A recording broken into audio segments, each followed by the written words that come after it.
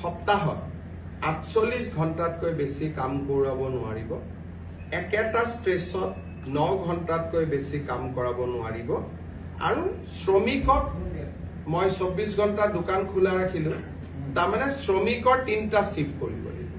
তাৰমানে শ্ৰমিকসকলক কষ্টত দি পেলাই এইটো সুবিধা নহয় ইয়াৰ ফলত এমপ্লয়মেন্ট যাতে বৃদ্ধি হয় 9 আৱাৰ্ছৰ কাৰণে যদি দোকানখনে 2টা এমপ্লয়ী ৰাখিছিল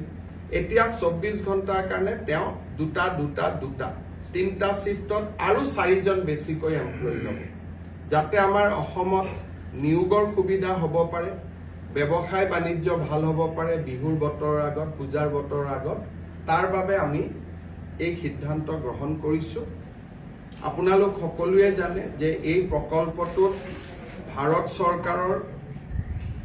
60% অংশীদাৰিত্ব থাকিব আৰু অসম চৰকাৰে এই প্ৰকল্পটোত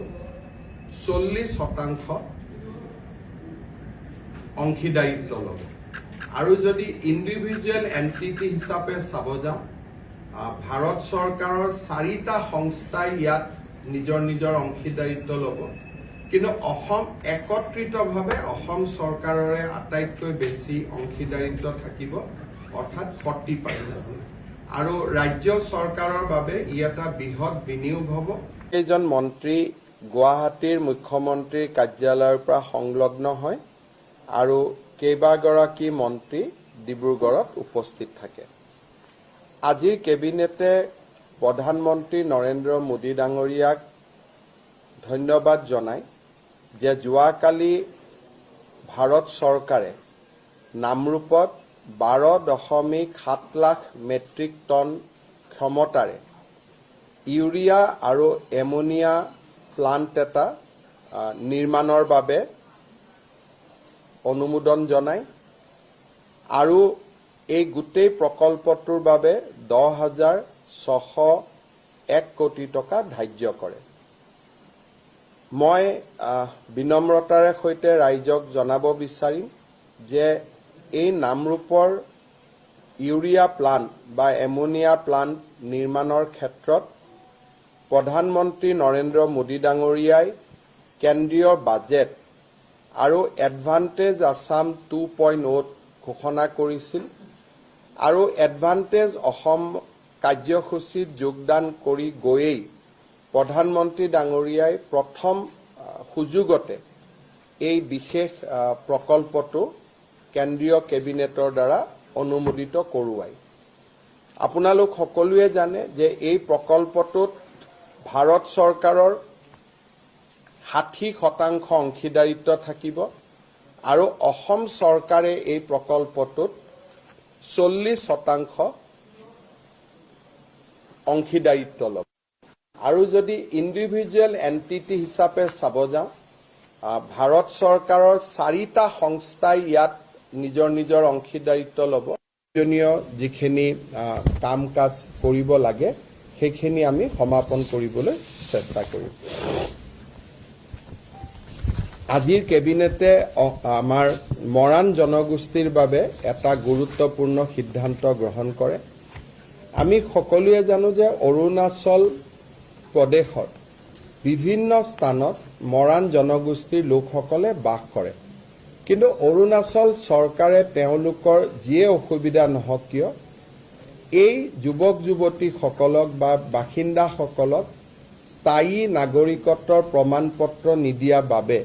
বা PRC নিদিয়া বাবে অৰুণাচলত তেখেতসকলে বিভিন্ন সুবিধাৰ পৰা বঞ্চিত হ'বলগীয়া হয় বিষয়টোৰ সম্পৰ্কত অৰুণাচলৰ মুখ্যমন্ত্ৰীৰ লগত মই যোগাযোগত আছো কিন্তু যেতিয়ালৈকে অৰুণাচলত এই সমস্যাটো সমাধান নহয় অৰুণাচলত বাস কৰি থকা মৰাণ জনগোষ্ঠীৰ লোকসকলক আমি অসমৰ PRC দিবলৈ সিদ্ধান্ত গ্ৰহণ কৰিছো ইয়াৰ ফলত তেখেতসকলে অসমৰ চাকৰিৰ বাবেও নিজক চাকৰিত তেওঁলোকে প্ৰাৰ্থিত্ব দিব পাৰিব অসমৰ মেডিকেল ইঞ্জিনিয়াৰিং কলেজ আদিতো তেওঁলোকে অংশগ্ৰহণৰ সুবিধা পাব আৰু মৰাণ জনগোষ্ঠীৰ বাবে যি আমি ৰিজাৰ্ভেশ্যন কৰি থোৱা আছে তাতো তেওঁলোকে পৰীক্ষা দিবলৈ সুবিধা পাব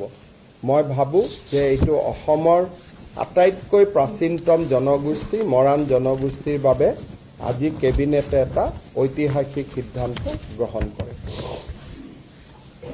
আজি কেবিনেটত আমি আৰু এটা সিদ্ধান্ত গ্ৰহণ কৰিছোঁ যে নেশ্যনেল হেল্থ মিছনত যিসকল কৰ্মচাৰী বা নাৰ্ছ বা আন বিষয়া কৰ্মচাৰীয়ে কাম কৰে, তেওঁলোকে যদি ৰাজ্য চৰকাৰৰ কিবা নিয়োগৰ পৰীক্ষাত অৱতীৰ্ণ হ'ব লাগে, তেতিয়াহ'লে তেওঁলোকৰ বাবে বয়সৰ ঊৰ্ধ্বতম সীমা নাথাকিব। তেওঁলোকে যিমানেই বয়স নহওক কিয়, যদি NHMত তেওঁলোকে কাম কৰি আছে, তেতিয়াহ'লে স্বাস্থ্য বিভাগৰ চৰকাৰী চাকৰিৰ কাৰণে তেওঁলোকে আবেদন পত্ৰ দিব পাৰিব। ANMৰ চাকৰিৰ কাৰণে, GNMৰ চাকৰিৰ কাৰণে, অৰ্থাৎ নিৰ্দিষ্ট ফিল্ডখনত যি ফিল্ডত কাম কৰি আছে সেই ফিল্ডত তেওঁলোকে নিয়োগৰ পৰীক্ষাত অৱতীৰ্ণ হ'ব পাৰিব। গোৱালপাৰা জিলাৰ যিখন অসামৰিক হস্পিটেল আছিলে, গোৱালপাৰা চিভিল হস্পিটেল, সেই চিভিল হস্পিটেলখনক বা অসামৰিক হস্পিটেলখনক আমি তৎকালীনভাৱে কাৰ্যকৰী হোৱাকৈ শ্বহীদ নিধানু ৰাম ৰাজবংশীৰ নামেৰে উৎসৰ্গা কৰিবলৈ সিদ্ধান্ত গ্ৰহণ কৰিছোঁ। ভাৰতৰ স্বাধীনতা সংগ্ৰামৰ 1942 চনৰ এগৰাকী শ্বহীদ নিধানু ৰাম ৰাজবংশী এতিয়াৰ পৰা গোৱালপাৰা অসামৰিক চিকিৎসালয়খন শ্বহীদ নিধানু ৰাম ৰাজবংশী অসামৰিক চিকিৎসালয় ৰূপে পৰিচিত হ'ব। আমাৰ 31 মাৰ্চৰ পৰা অসমৰ প্ৰতিটো ৱেলনেছ চেণ্টাৰ, যি আমাৰ গাঁৱে গাঁৱে ৱেলনেছ চেণ্টাৰ আছে, সেই ৱেলনেছ চেণ্টাৰত একোটাকৈ স্বাস্থ্য শিবিৰ কৰিবলৈ ৰাজ্য চৰকাৰে সিদ্ধান্ত গ্ৰহণ কৰিছে। স্কুলসমূহৰ এমালগেমেশ্যনৰ কাৰণে পৰিত্যক্ত বিদ্যালয়সমূহক যিকোনো চৰকাৰী কামত যাতে আমি ব্যৱহাৰ কৰিব পাৰোঁ, তাৰ বাবে বহুত দিনৰ পৰা এটা চিন্তা চৰ্চা চলি আছিল। আজি কেবিনেটে সিদ্ধান্ত লয় যে যেতিয়া কোনোবা স্কুল এমালগেমেটেড হৈ যাব, তেতিয়াহ'লে সেই মাটি তৎকালীনভাৱে জিলা আয়ুক্তৰ হাতলৈ গুচি যাব। শিক্ষা বিভাগৰ পৰা জিলা আয়ুক্তলৈ যাব। চৰকাৰী কাম কাজত জিলা আয়ুক্তই তাক আবণ্টন কৰিব পাৰিব। অনা চৰকাৰী কাম কাজৰ বাবে বা NGO আদিৰ বাবে যদি আবেদন হয়, চৰকাৰৰ অনুমোদন লৈ জিলা আয়ুক্তই এনে খালী হৈ থকা বিদ্যালয়সমূহ আবণ্টন কৰিব পাৰিব। আজি কেবিনেটত এইটো এটা গুৰুত্বপূৰ্ণ সিদ্ধান্ত লোৱা হয়। প্ৰাগজ্যোতিষপুৰ ইউনিভাৰ্চিটি আৰু আমাৰ আউনীআটী বিশ্ববিদ্যালয়, এই দুইখন বিশ্ববিদ্যালয়ৰে যিখন ফাৰ্ষ্ট ষ্টেটু বুলি কয়, সেই ষ্টেটুখন আজি কেবিনেটে অনুমোদন জনায়। Doctor Bhupen Hazarika regional government film আৰু টেলিভিছন ইনষ্টিটিউটৰ অধ্যাপক অধ্যাপিকাসকলক কেবিনেটে AICT স্কেল দিবৰ বাবে আজি সিদ্ধান্ত গ্ৰহণ কৰে। জোনাই বিধানসভা সমষ্টিত আজি কেবিনেটে চিমেণ্ট CC টাঙনি ডেভেলপমেণ্ট ব্লক নামে নতুন ব্লক এটা নিৰ্মাণ কৰে। জোনাই সমষ্টিটো যথেষ্ট ডাঙৰ সমষ্টি আছিল। এটাই মাত্ৰ তাত ব্লক থকাৰ বাবে ৰাইজৰ অসুবিধা হৈছিলে। আজি জোনাই সমষ্টিত আমি চিমেণ্ট CC টাঙনি উন্নয়ন খণ্ড নামে আৰু এটা উন্নয়ন খণ্ড গঠনৰ সিদ্ধান্ত গ্ৰহণ কৰোঁ। আজি আমাৰ কেবিনেটত কমতাপুৰ, মৰাণ আৰু মটক অট'নমাছ কাউন্সিলৰ তিনিওখন বিল সংশোধন কৰাৰ বাবে সিদ্ধান্ত গ্ৰহণ কৰা হয়। এই সিদ্ধান্তৰ ফলত কমতাপুৰ পৰিষদত কোচ ৰাজবংশীৰ উপৰিও ST, SC, OBC আৰু MOBC থকা গাঁওসমূহো সন্নিৱিষ্ট হ'ব। মৰাণ আৰু মটক কাউন্সিল দুখনতো সেই ধৰণে আমি এমেণ্ডমেণ্ট আনিছোঁ যে যদি ক'ৰবাত 50%তকৈও কম মৰাণ মটক জনগোষ্ঠীৰ লোক থাকে, তেওঁলোকো অট'নমাছ কাউন্সিলত সোমাব পাৰে। তাৰ ব্যৱস্থা আজি আমি কৰিছোঁ, কিন্তু এইখিনি পাৰ্ট ভিলেজ হিচাপে হ'ব। অন্যান্য জনগোষ্ঠী কাউন্সিলত নোসোমাই মৰাণত মৰাণ, মটকত মটক, এই ধৰণে আমি ব্যৱস্থা কৰিছোঁ। আজি কেবিনেটে এটা গুৰুত্বপূৰ্ণ সিদ্ধান্ত লৈছে যে গুৱাহাটী, ডিব্ৰুগড় আৰু শিলচৰত দোকান পোহাৰ এতিয়া 24 ঘণ্টা খোলা ৰাখিব পাৰিব আৰু সাপ্তাহিক এটা যি বন্ধৰ কথা আছিল এতিয়াৰ পৰা সাপ্তাহিক বন্ধটো নাথাকিব চৰকাৰী নিয়মত নাথাকিব কোনোবাই বন্ধ কৰিব খুজিলে কোনো আপত্তি নাই ডিব্ৰুগড় গুৱাহাটী আৰু শিলচৰ পৌৰ নিগম মিউনিচিপালিটি কিন্তু বাকি টাউনসমূহত যাক এই গুৱাহাটী ডিব্ৰুগড় শিলচৰ মিউনিচিপালিটি কৰ্পোৰেশ্যন কিন্তু বাকি টাউনসমূহতো ৰাতি 2টা বজা পৰ্যন্ত দোকান পোহাৰ খোলা ৰাখিব পাৰিব গ্ৰাম্যাঞ্চলত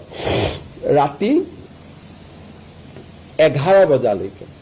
দোকান পোহাৰ খোলা ৰাখিব পাৰিব যাতে আমাৰ ক্ষুদ্ৰ ব্যৱসায়ীসকলৰ উপাৰ্জন বৃদ্ধি হয় তাৰ বাবে আমি এই ব্যৱস্থাটো গ্ৰহণ কৰিছো কিন্তু শ্ৰমিকক বছৰত সপ্তাহত 48 ঘণ্টাতকৈ বেছি কাম কৰাব নোৱাৰিব একেটা ষ্ট্ৰেচত 9 ঘণ্টাতকৈ বেছি কাম কৰাব নোৱাৰিব আৰু শ্ৰমিকক মই 24 ঘণ্টা দোকান খোলা ৰাখিলো তাৰমানে শ্ৰমিকৰ 3টা শিফট কৰিব লাগিব তাৰমানে শ্ৰমিকসকলক কষ্টত দি পেলাই এইটো সুবিধা নহয় ইয়াৰ ফলত এমপ্লয়মেন্ট যাতে বৃদ্ধি হয় 9 আৱাৰ্ছৰ কাৰণে যদি দোকানখনে 2টা এমপ্লয়ী ৰাখিছিল এতিয়া 24 ঘণ্টাৰ কাৰণে তেওঁ 3টা শিফটত আৰু 4জন বেছিকৈ এমপ্লয়ী ল'ব যাতে আমাৰ অসমত নিয়োগৰ সুবিধা হ'ব পাৰে ব্যৱসায় বাণিজ্য ভাল হ'ব পাৰে বিহুৰ বতৰৰ আগত পূজাৰ বতৰৰ আগত তাৰ বাবে আমি এই সিদ্ধান্ত গ্ৰহণ কৰিছো আৰু মই ভাবো যে এই সিদ্ধান্তই আমাৰ অসমৰ ব্যৱসায়ী মহলক যথেষ্ট সহায় কৰিব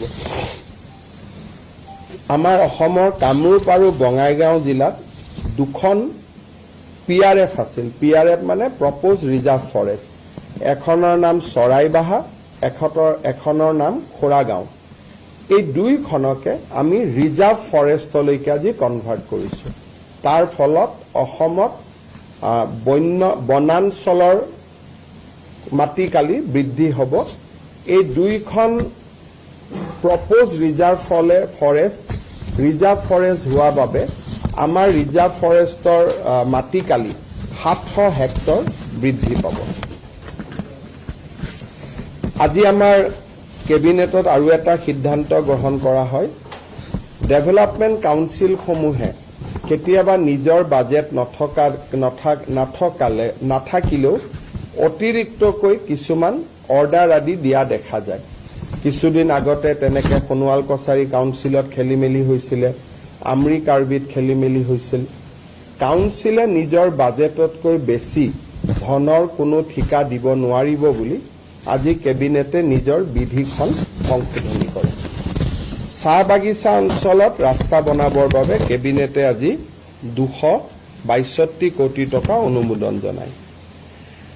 আজিৰ কেবিনেটত আমি আৰু এটা সিদ্ধান্ত গ্ৰহণ কৰোঁ আপোনালোকে জানে যে দীৰ্ঘদিন ধৰি অসমৰ প্ৰাথমিক বিদ্যালয় শিক্ষক সংস্থা আৰু আনসকলে এটা দাবী কৰি আহিছিল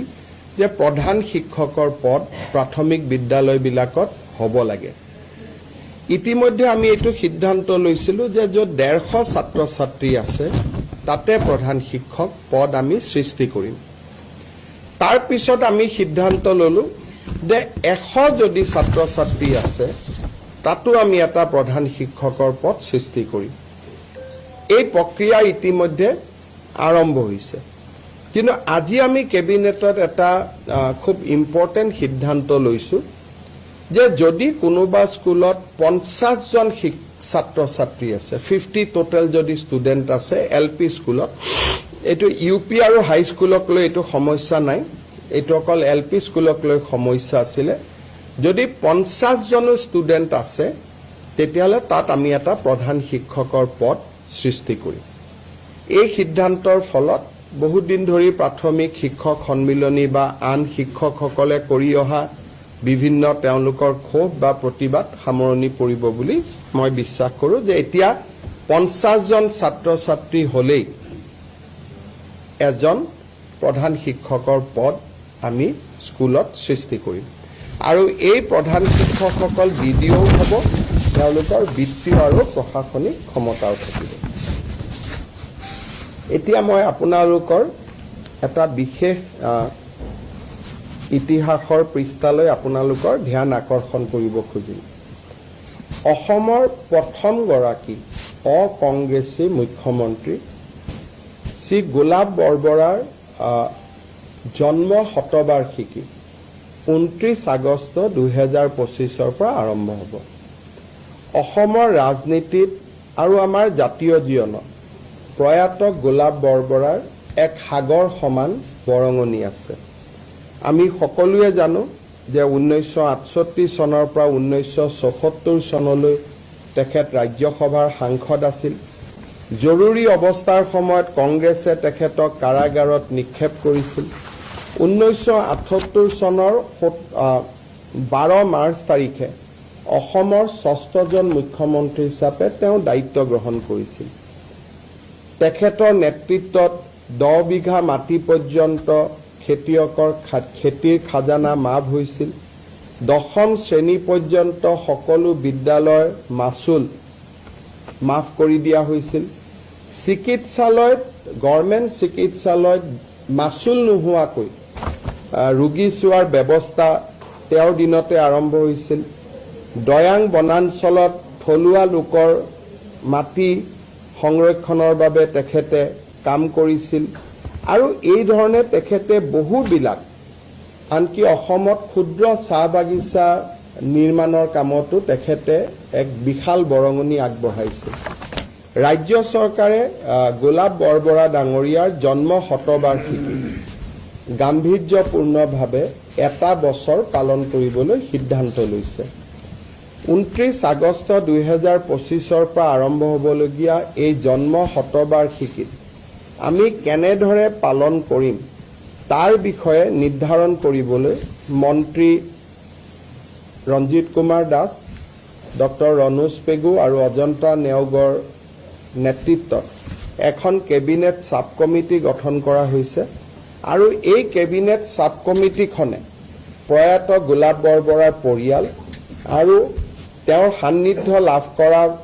ব্যক্তিসকলৰ লগত আলাপ আলোচনা কৰি এটা বছৰজোৰা পৰিকল্পনা প্ৰস্তুত কৰিব, যাতে গোলাপ বৰবৰাৰ আদৰ্শক আমি অসমৰ নতুন প্ৰজন্মৰ মাজলৈ লৈ যাব পাৰোঁ। ইয়াৰ উপৰিও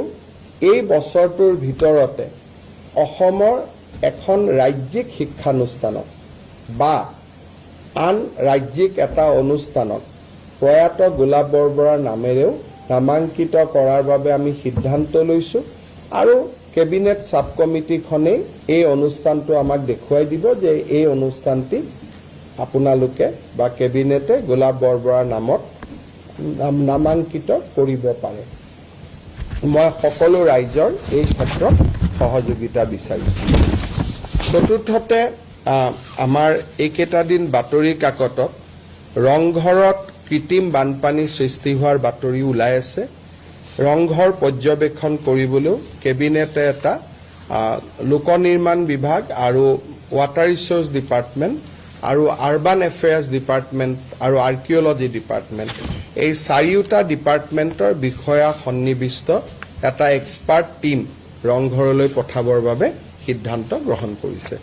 কেবিনেটত লোৱা সিদ্ধান্ত একেটাই আছিল।